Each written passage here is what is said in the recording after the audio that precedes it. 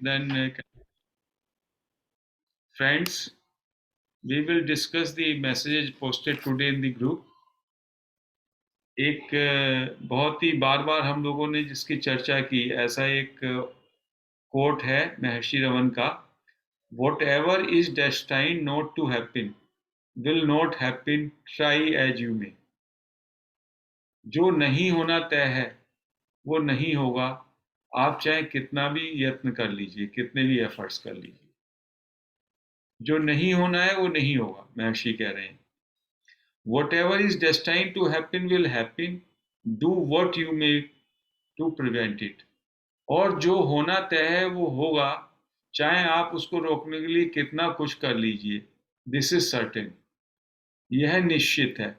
The best course therefore is to remain silent. इसलिए क्या करना है, जो नहीं होना है वो नहीं होगा, चाहे कितना आप एफर्ट्स कर लीजिए, और जो होना है वो होकर रहेगा, चाहे आप कितने एफर्ट्स कर लीजिए उसको प्रिवेंट करने के लिए। तो इसलिए the best course is therefore to remain silent. पूरी तरीके से आप चुप रहें, मौन में रहें। That is the message of Maharshi, that we have to remain silent. whatever is destined to happen will happen, and whatever is destined not to happen will not happen. So a wise man always remains silent, does not worry himself about the future, what is going to happen and what is not going to happen, and he rests in peace. There was another message. There is no help in changing your environment. The obstacle is in the mind, which must be overcome. आपकी जो surroundings है, आपका जो परिवेश है, उसके परिवर्तन करने से कोई मदद नहीं मिलेगी, उससे कोई हेल्प नहीं होगी, उससे कोई भी पर्पस सर्व नहीं होगा। आप सोचें कि मेरा वातावरण बदल जाए, मेरा परिवेश बदल जाए। मेन जो बाधा है वो आपका माइंड है, आपकी मनः स्थिति है, और उसी को आपको मनः स्थिति को ओवरकम करना होगा, उसका परिवर्तन करना होगा। वेदर एट होम और इन दी फॉरेस्ट, चाहे आप अपने घर पे हैं, चाहे आप जंगल में हैं, मन को आपको परिवर्तन करना पड़ेगा। मन ही बाधा है।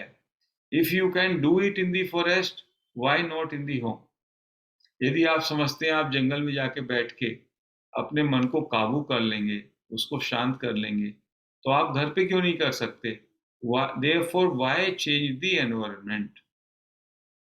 इसलिए आप अपना वातावरण चेंज करने में क्यों लगे रहते हैं?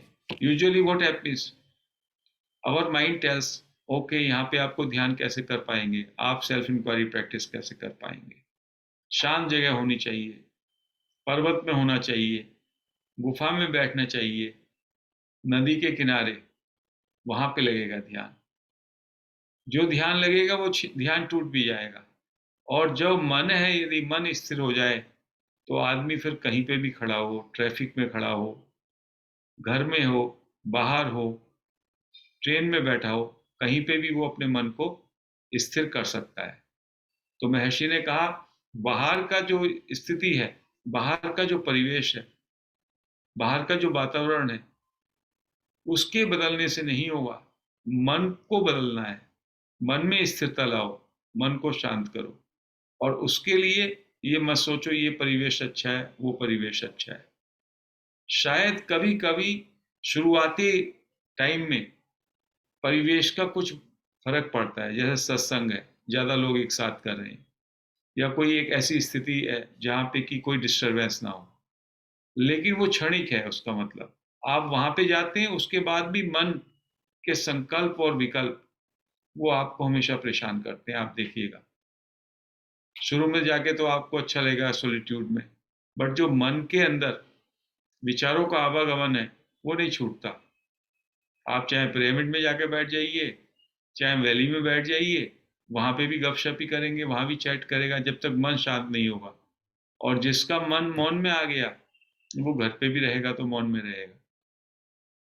ये केवल एक डेलूजन है कि वहां पे जाएंगे, उस जगह पे बैठेंगे एनर्जी ज्यादा आएगी, वहां जाएंगे वो बैठेंगे, दिस इज ऑल, ये भी मन ही आपको एक झूठी दिलासा देता है। तो भगवान कहते हैं, महर्षि कहते हैं, मन सब में बड़ी बाधा है, उस बाधा को दूर करना है, परिवेश को नहीं। परिवेश के परिवर्तन से कोई फर्क नहीं पड़ेगा।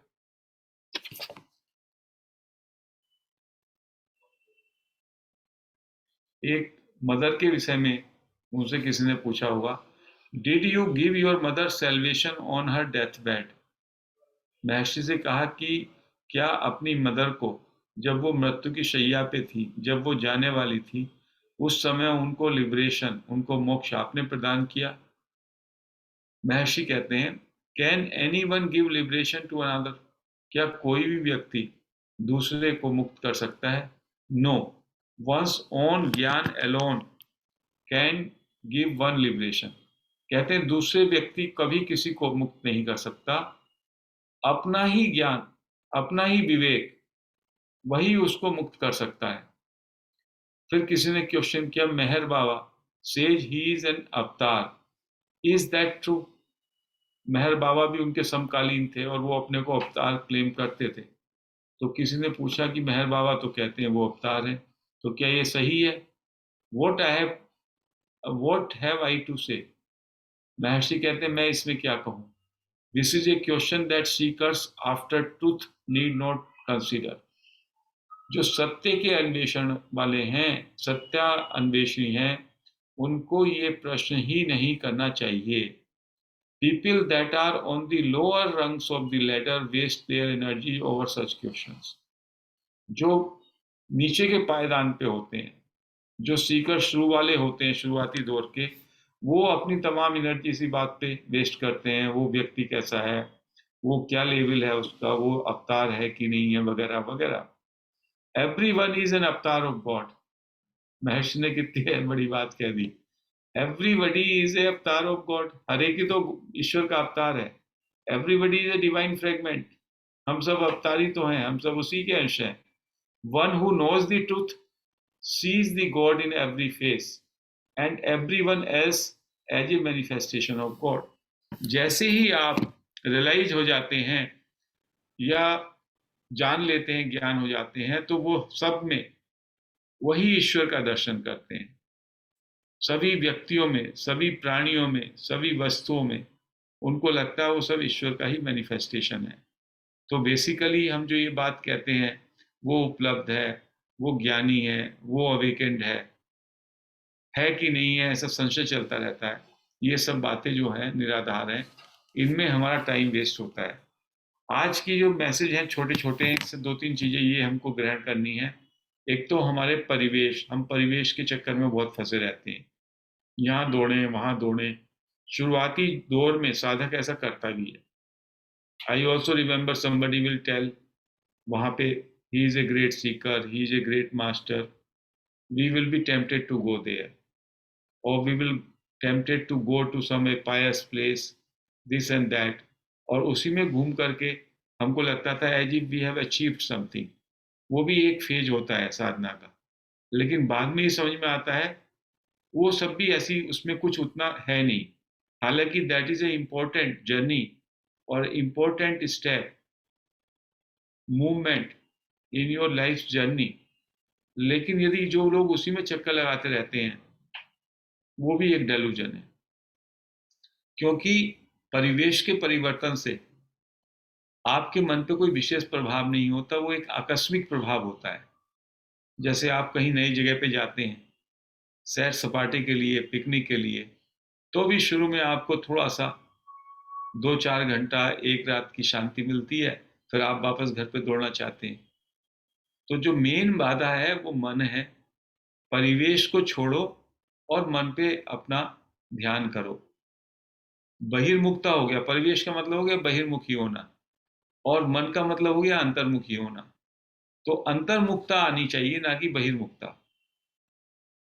और दूसरा ये कि दूसरा व्यक्ति क्या है, वो उपलब्ध है कि नहीं है, वो अवतार है कि नहीं है, दूसरे व्यक्ति से क्या हमको मिल जाएगा।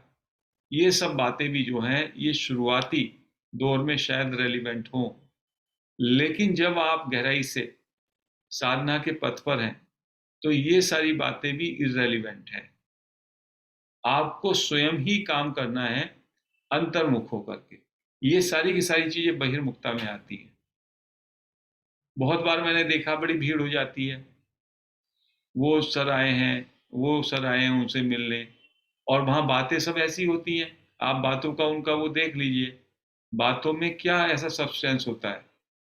केवल आपको अंदर से एक दिलासा होती है कि मैं इनसे मिल लिया, उनसे मैंने बात कर ली, और उससे एक हमको एक मात्र काल्पनिक ऐसा डेलूजन होता है कि मैंने कुछ हासिल कर लिया। कुछ हासिल नहीं होता ऐसा।